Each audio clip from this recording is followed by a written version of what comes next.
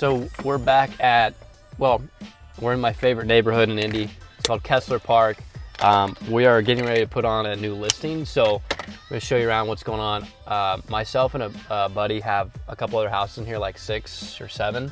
And so we love this neighborhood. Like, all the houses are really easy to work on and they rent super quick. So I imagine when we go to take this one to market or list it on the MLS, it'll probably sell pretty quickly. Let's check it out.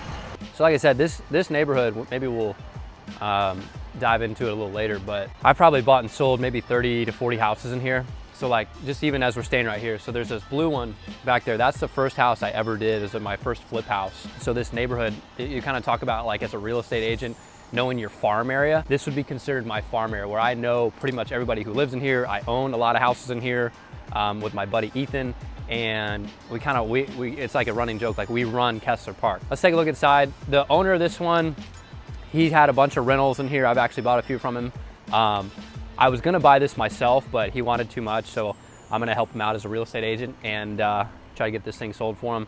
He's done a little bit of work to it. Like I said, he had it as a rental beforehand, so he fixed it up a little bit, put some, kind of lipstick on the pig, if you will. He's gonna try to get it sold.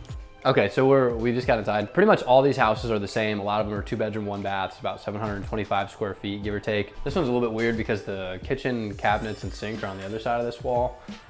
So, I mean, that's just a whole different story. But cool thing about these houses, since they're built in the I think they're mid-50s, late 50s maybe, late 40s. They all have original hardwood floors, so some of them that have carpet and stuff like that, you're able to go in there, rip up the carpet, and they have like really nice looking hardwood floors, or you can refinish them. So like I said, most of these are either on a crawl, well, I should say they're on a crawl space, so it's easy to be able to get in there.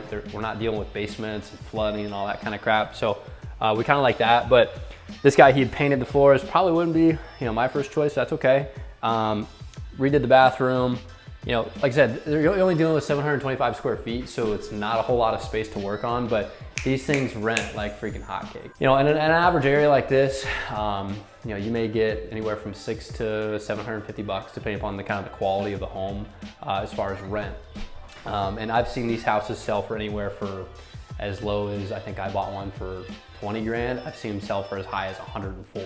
So it just kind of gives you an idea of like knowing your neighborhood, knowing kind of what to expect, how to renovate some of these places, so that, hey, if you're gonna use this as a rental, okay, great, here's kind of the degree as to what you need to renovate it to, versus, hey, here's what it's gonna look like in terms of a flip. We flipped one street over, and we sold that for almost $90,000. So like I said, know your neighborhood, know your farm area, especially as an agent, even as an investor. If you if you really get down like your core area of where you know it like the back of your hand, you're gonna be in really good shape.